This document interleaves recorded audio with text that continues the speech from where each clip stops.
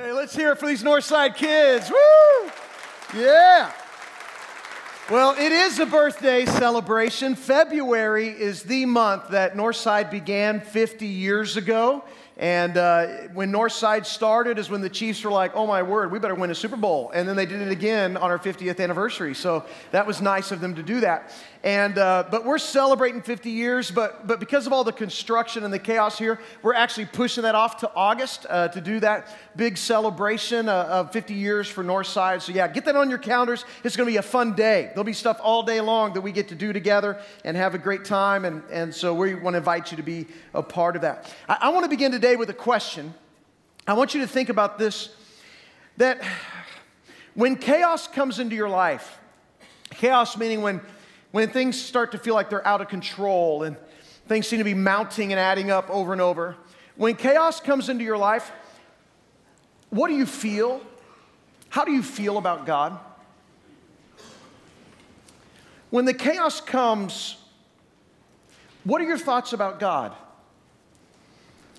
When someone really close to you dies and you know that no day from this day forward is going to be the same, how do you feel about God?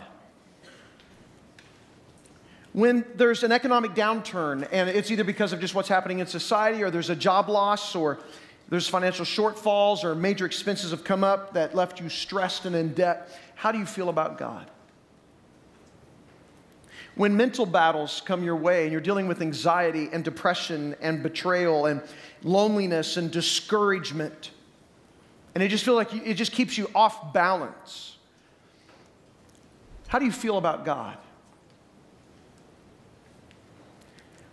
Whenever you experience some type of broken heart, whether it's due to selfishness or hurtful words or a failed relationship,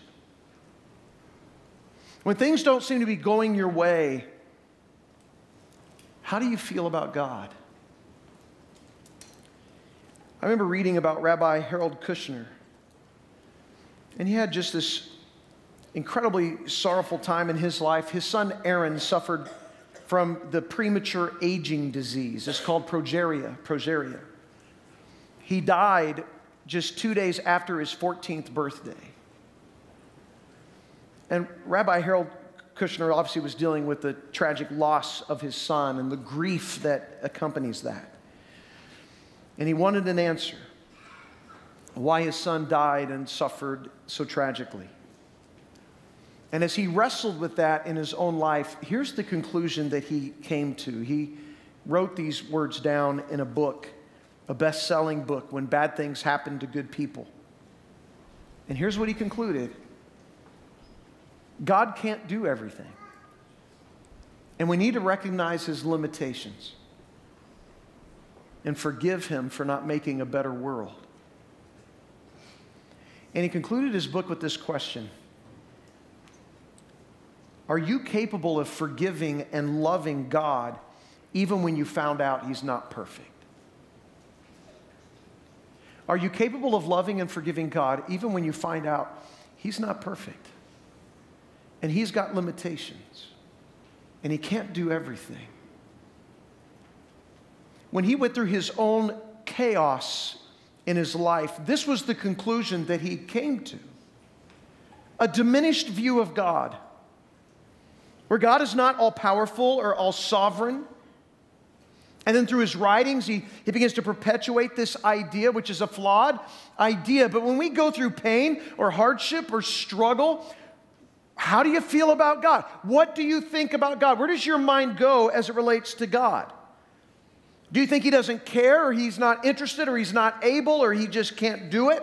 Because here's a truth that I want to talk about today. God is not only with you in the chaos, God is sovereign over the chaos. Not only is he with you, but he is sovereign over it. And I think it's critical that we see that. And I want to illustrate that today. I want us to look at that today in the book of Daniel, chapter 7 and 8. We've been in this series through the book of Daniel called Exiles. And today we come to chapter 7 and 8. And I'm just telling you, things change. The book of Daniel, chapter 7 and 8, it's the visions that Daniel receives from God. It's apocalyptic language and literature. It feels a little chaotic. In fact, the visions that Daniel gets are just a little bit mind-boggling and deep and overwhelming. In fact, Daniel responds at the end of chapter 7 and at the end of chapter 8 after he got these two different visions at two different times. Here's how he responds. Here's how he was feeling after the fact. In Daniel 7, he says, "This is the end of the matter. I, Daniel, was deeply troubled by my thoughts, and my face turned pale. But I kept the matter to myself." Okay, that's how he feels after the vision of chapter 7. And then at the end of chapter 8, he says, "I, Daniel, was worn out. I lay exhausted for several days. Then I got up and went about the king's business. I was appalled by the vision. It was beyond understanding." All right, so that's how he felt after getting it, and we're about to talk about it.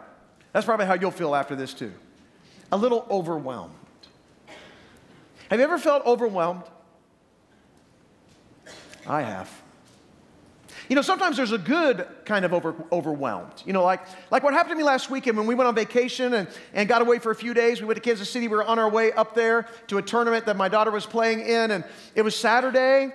And on the way, we stopped at Osceola Cheese in Osceola, Missouri. Anybody done that? Oh, my word. I've heard of Osceola Cheese, and my wife has stopped there before. Somehow, I missed the memo of what happens at Osceola Cheese, because this place just has a wall of cheese. It's just blocks and blocks and blocks of every kind of cheese you can possibly imagine. Cheeses I've never even heard of, and I love cheese. And then what I didn't know is that there's like a container of toothpicks, and then every single block of cheese has this container, and it's got little chunks of cheese in there. You can just go in and sample all the cheese. I ate so much cheese at Osceola Cheese. It was amazing. It was incredible. To me, it was a taste of heaven on earth. I was overwhelmed with the wall of cheese.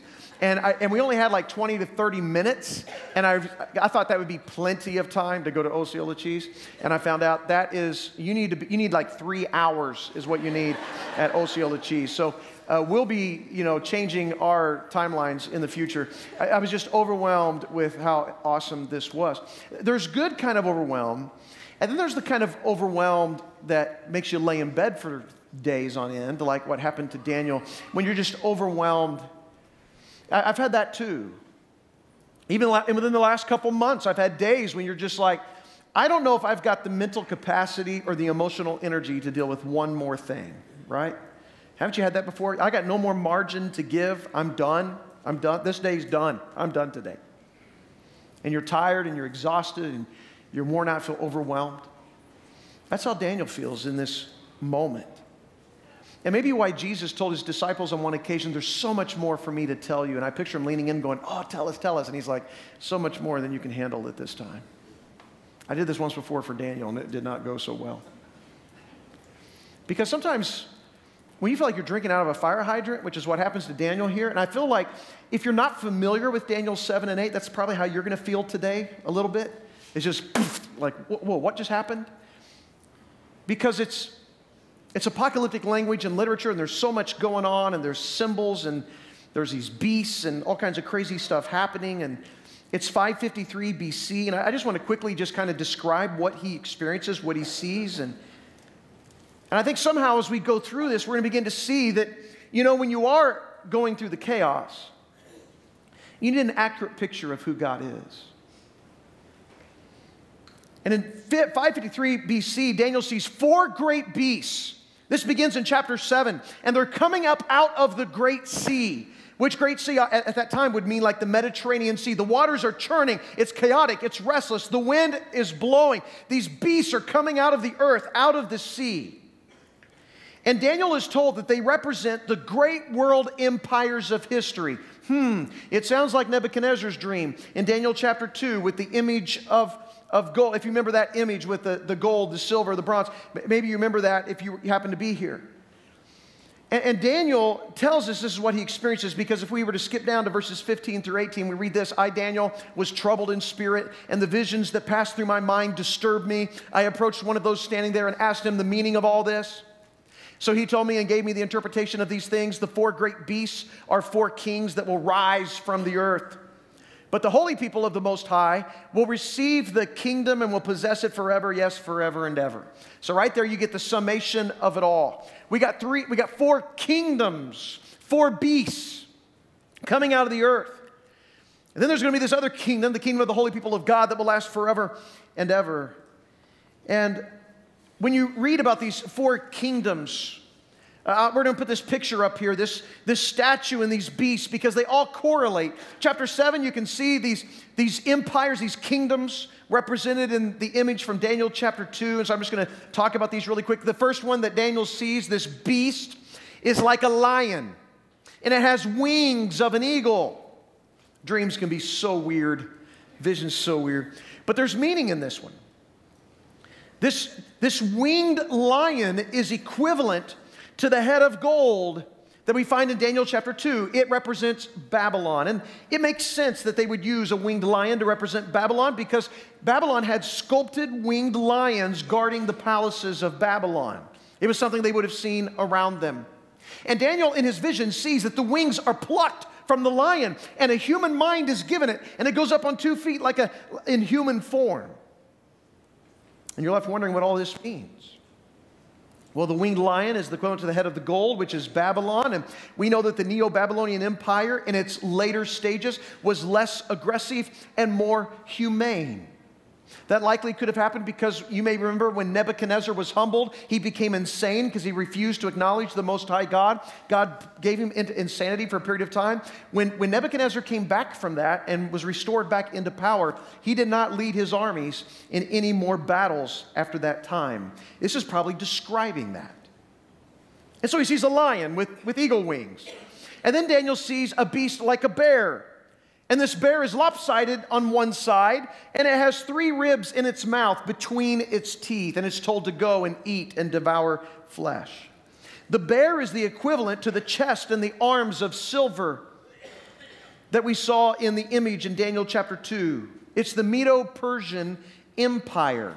It's leaning to one side because the Persians were more dominant than Media, and that uneven alliance was represented in that. The 3 ribs that are between the bear's teeth, they could represent the 3 conquests of Cyrus the Great of Persia, where he conquered Lydia and Babylon and Egypt. It may represent that.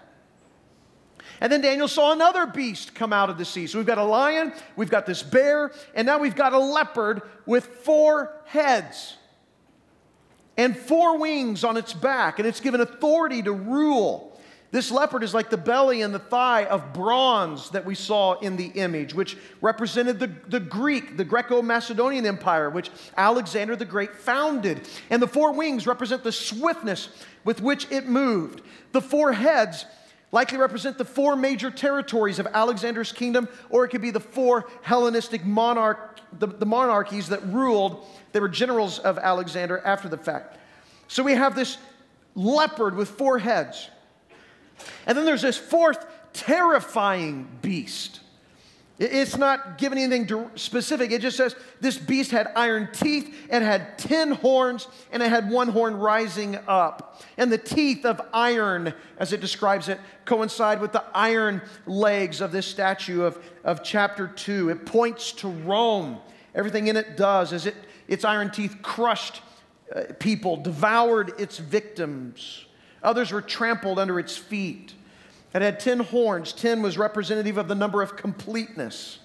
And there's 4 schools of thought about exactly what the 10 horns represent, and we don't have time to get into all of that.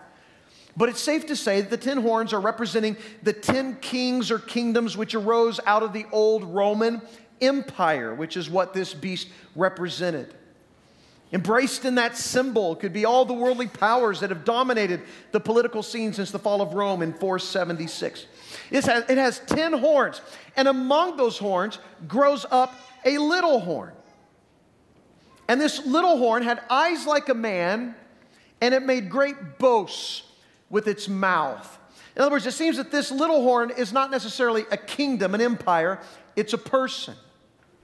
Now there's 3 views as to who this little horn is from Daniel 7. I don't have time to get into all of that. But here's what we do know.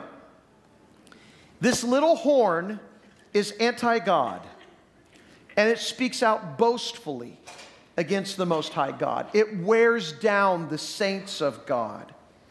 This little horn intends to replace God's law with his law, God's calendar with his calendar. And in the vision, Daniel's told that the saints will be given over to this little horn that grows up among the 10. And this horn has some power because it takes out 3 of the horns. This little horn that grows up is going to bring persecution to the people of God. It says for a time, times, and half a time, which could literally be 3.5 years of persecution, or also in apocalyptic literature, it can mean a short but indefinite period of time where intense persecution takes place. Daniel is given this prophecy. 4 beasts coming out of a sea, representing the kingdoms of the world, one dominating and overtaking the other, defeating the other kingdom. And we know from history that's what happened. That Assyria passed to Babylon in 609 BC. That Babylon passed to Persia in 539 BC. That Persia went to Greece in 330 BC, and Greece to Rome during the 1st century BC. Prophecy is one of the reasons that the Bible can be considered so reliable. It's one of the reasons that the Word of God can be trusted. God is unfolding world history before Daniel's eyes, and he's watching it unfold before him. And before we get to the text in chapter 7 that I think really nails home that Jesus is sovereign, he's with us in our chaos, and he's sovereign over the chaos, I want us to quickly now jump to chapter 8. Because 8 is kind of a microcosm. It's looking at part of what we saw in chapter 7. We see a snapshot of that in chapter 8. Just so you know, if you've been in this series with us, Daniel chapter 7 happened before the lion's den that we talked about last week, which was in chapter 6. It's not in chronological order. We know that because he tells us during what year of Belshazzar's reign it happened. So Daniel chapter 7 takes place. 2 years later, Daniel chapter 8 takes place. And in Daniel chapter 8, we continue this apocalyptic vision of these animals, these beasts. And in chapter 8, we see a ram and a goat. The first thing we see is this 2-horned ram, and one horn is a little bit bigger than the other. It should make you think of the lopsided bear. They coincide, just as the chest of silver in the image, just the Medes and the Persians. He's going to take a little view here of the Medes and the Persians for a moment. And it's appropriate that the ram would be used to be a picture of Persia, because in Persian statues and symbolism, the ram played a prominent part. In fact, Persian kings would stand before their armies wearing the head of a ram. And so this ram is powerful, and it's moving across the earth and dominating. But then all of a sudden he sees a vision of a goat with a single prominent horn between its eyes. And it shatters the ram, crushes that ram, destroys the ram. The goat is similar to what we saw with the 4-headed leopard in chapter 7, the belly and thigh of bronze in chapter 2. It's Greece. This is Greece that dominated Persia. And the long horn is representative of Alexander the Great, who triumphed over the Persian king Darius. And in the vision, Daniel's told that long horn is broken off suddenly, which lines up with what happened to Alexander when his unexpected death took place and he died suddenly. And 4 horns, the vision says, replaced the one that was broken off, which must represent the 4 Hellenistic kingdoms that emerged from Alexander's nation once he died. It's the same significance as the 4 heads of the leopard in chapter 7. Chapter 8 reveals that they will not have the same power as that single horn, prominent horn had, but they can still do damage. And then out in the vision, out of the 4 horns comes a little horn. This is another one. Not the same little horn of chapter 7, because chapter 7 was the Roman Empire, little horn comes. This one is prior to the Roman Empire. And this little horn from chapter 7 that we read about, as you look at commentators and interpreters, most all seem pretty unanimous on this, that this person is identified as Antiochus Epiphanes, who from 174 to 164 BC was the 8th king of the Seleucid dynasty. And in his vision, I know we're getting deep for a minute, this is the fire hydrant part. As Daniel's getting this vision, this horn threatens the people of God, is brutal in his persecution of the people of God. This horn is arrogant and boastful and prideful, which lines up with Antiochus Epiphanes, because Epiphanes is a word that was often used by the Greeks of a glorious manifestation of the God. So in other words, he's giving himself that name because he has delusions of deity. We read in the vision that the horn removes the sacrifices of the Jews from the holy place. So either it removes the regular sacrifices that took place in the morning and the evening of every day, or it may have even removed the entire temple ritual. We read in the vision that this horn is used by God to punish the people for their transgressions. And we read that for a time this horn is going to be successful. And while Daniel's watching this unfold, knowing that the people of God are being attacked by this little horn, he hears a conversation between two holy ones or angels about how long it will take for that vision to be fulfilled, for the persecution to take place. And the answer that is given in the vision is 2,300 evenings and mornings. Now, until the sanctuary is at that moment reconsecrated. And so 2,300 evenings and mornings could be 2,300 days. That'd be 6 years and 4 months, which would have been the entire time of persecution by Antiochus Epiphanes. Or the 2,300 could mean sacrifices. There were 2 a day, so that would be 1,150 days. If that's what's meant by this, then that would cover the time from when Antiochus desecrated the temple. We know when it was, December 16th of 167 BC, to the refurbishing and restoration of the temple by Judas Maccabeus in late 164 BC to 163 BC. So we know from history that a persecution came out, the sacrifices were stopped, and God is telling Daniel that Antiochus Epiphanes is going to destroy the holy people. He will seek to do that. He will use deceit to prosper.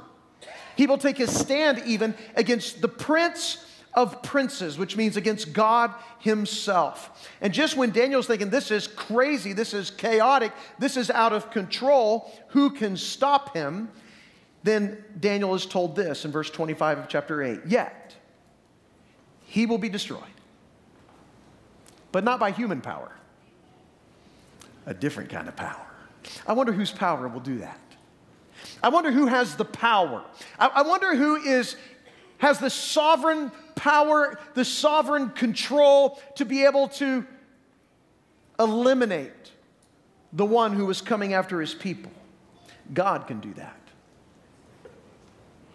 Right when it looks like everything is spiraling out of control, right when Daniel feels overwhelmed by beasts and lions and four-headed leopards and bears and frightening beasts with horns and all this stuff, God reveals that he's in control.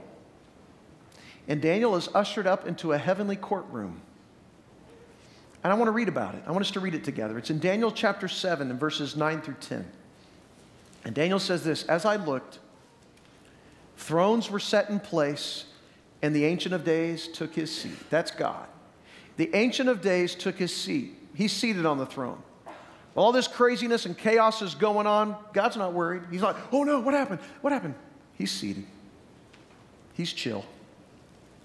His clothing was white as snow, meaning purity. The hair of his head was white like wool. In other words, he's talking about his existing, his age, eternity. His throne was flaming with fire. Its wheels were all ablaze. So when you hear wheels of the throne, it means he's not stationary, he's moving, he's omnipresent. Fire demonstrates the power that he holds. And then it says, a river of fire was flowing, coming out before him. It's his judgment. His judgment is coming out. Thousands upon thousands attended him. 10,000 times 10,000 stood before him. The court was seated and the books were opened. The books were opened of the crimes the people that committed against God, for which he was holding people accountable. Now, when you read this text, you have to see that God is working in the history of mankind.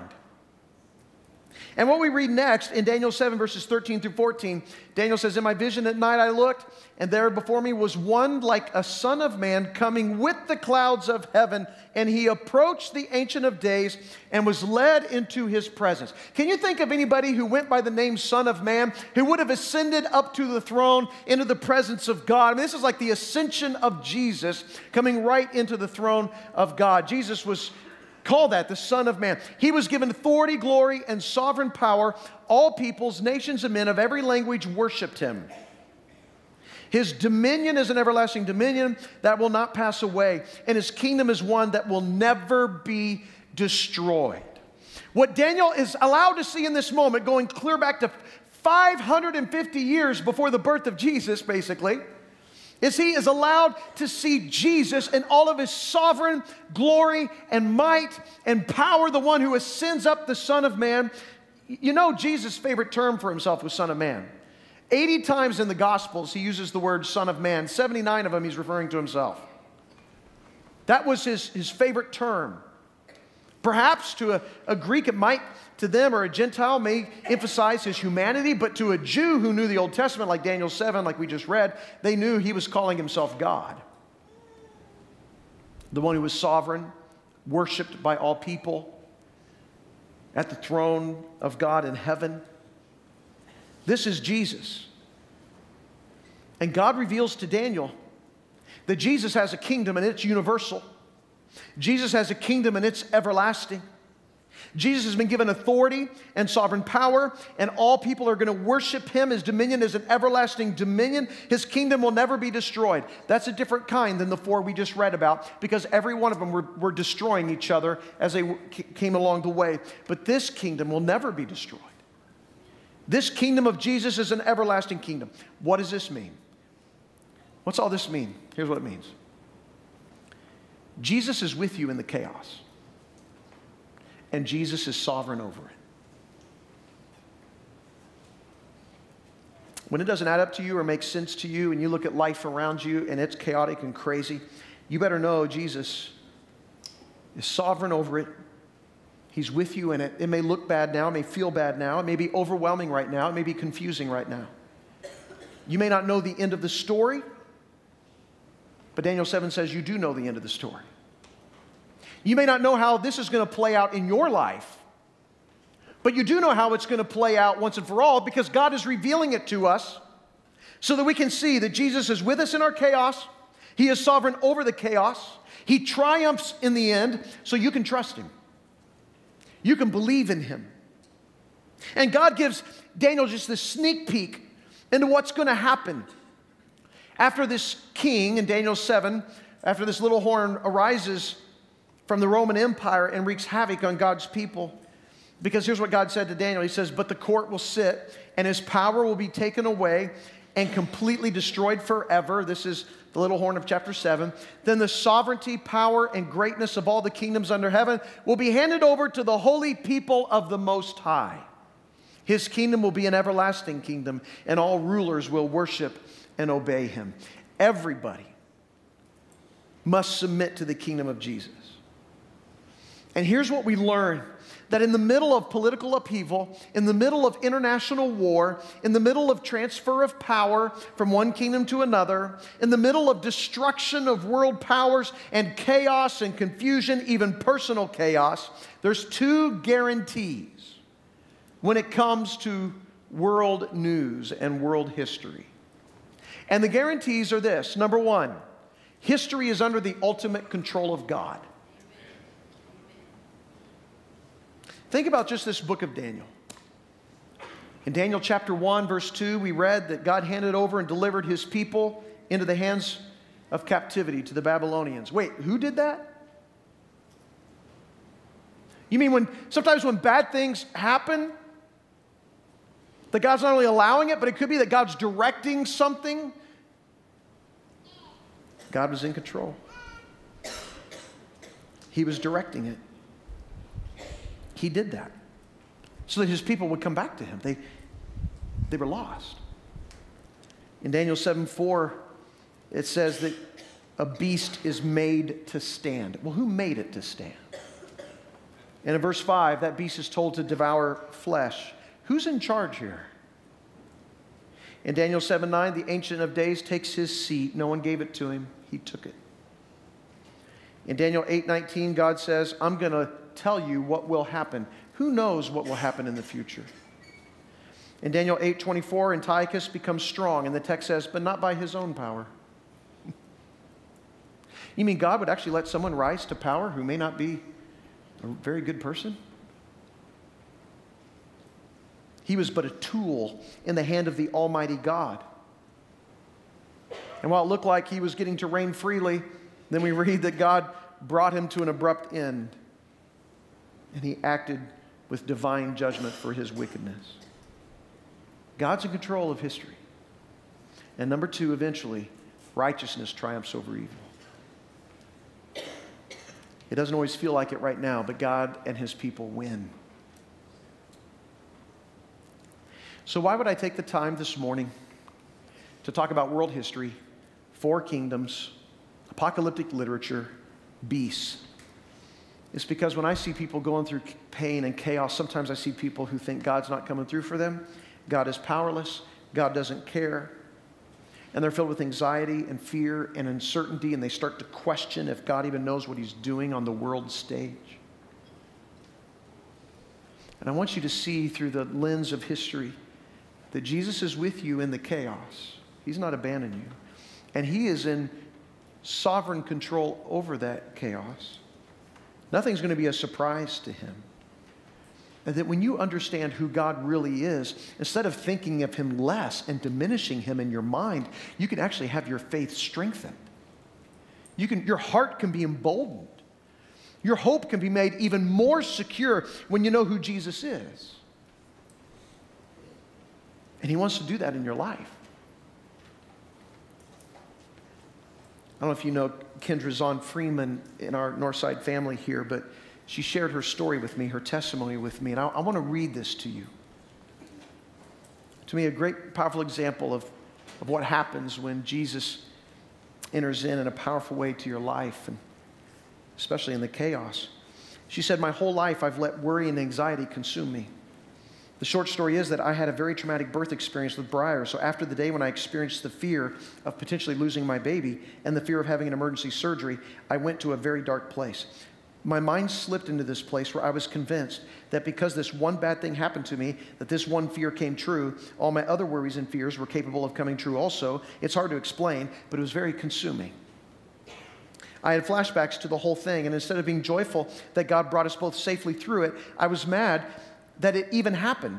And I was worried that other bad things were going to happen to us as well. I had fears of losing my children or my husband or my children and husband losing me. I didn't know how any of us could live through a tragedy like that. I even had thoughts of this world is awful. Why would God give us such great things just to live in fear that they will be taken away from us? It really angered me. Then my mom and my sisters and I went to the ladies' worship night in August at Northside where Heather Gillian spoke about how she tragically lost her husband when they were first married. It's something I didn't think I could ever survive. All I had gone through was a traumatic delivery, and my mind and my heart were already unraveling. But she spoke about God with so much love. She spoke about God being with her through all of it. This lady survived this tragic event and still had so much joy in her life because she brought God along for the ride. She spoke the word Emmanuel over and over and over again. I had chills every time she said it. I knew it was true. It's why I had given Briar her middle name, Emmanuela. God with us. God was with us, and he is with us. And just how God has pulled her through that, and it just hit me. That God doesn't promise bad things won't happen to us, but he does promise that he will get us through them. And I wanted to live like that. I wanted to stop living in this crippling fear, not enjoying life. Heather experienced a horrible tragedy, but yet she was filled with so much hope and joy. She was living this life that God gave her to the fullest despite her hardships. And during that worship night, I just let it all go. And I can't explain the weight that was lifted off of me. It was very spiritual. I know that it was the Holy Spirit filling me, and it has changed me forever. I never want to lose this feeling of joy and hope and just being content. Maybe stilled is the right word. And there have definitely been days that I can feel that feeling slipping away. The days when I haven't spent enough time with God lately, and when I feel that I just have this huge pull and I have to immediately go to Him in prayer or pull out my Bible and dive into His words. And nothing in my life has fulfilled me like that has. In my younger years, alcohol. I thought that made me feel better when I was experiencing anxiety, gossip, talking about someone else's issues. Took my mind off mine. No, none of that compared to the peace that using God as my outlet has. I truly believe the devil created those things to convince us that we don't need God to find peace, but we do. Nothing compares. 2019 was the year that I finally turned my whole life over to God, and I've never ended the year feeling as fulfilled as I do now. Getting engaged, getting married, giving birth to my children, fulfilling career dreams. Although all of those things have completely filled my heart, none of it filled the giant space in my soul like accepting Jesus as the Lord of my life has done. My goal for 2020 is to continue listening and surrendering so that I can find just where it is God plans to use me. Can we just celebrate what God did in Kendra's life right there?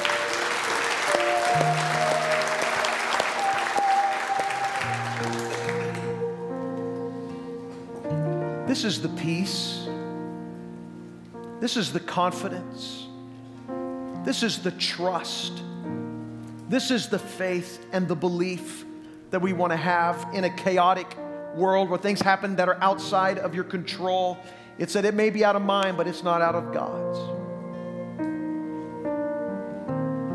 Where we submit our will to His, we surrender our lives to Him so that we can be a part of a kingdom that will never fade away, that will endure forever. And so as you stand to your feet, I want our servers to be dismissed for a time of communion that's coming. And let this be a moment where we reflect on the Son of Man, the Lamb of God who was crucified for our sins, who was buried in a grave, came out of that grave and ascended to the Father, the Ancient of Days,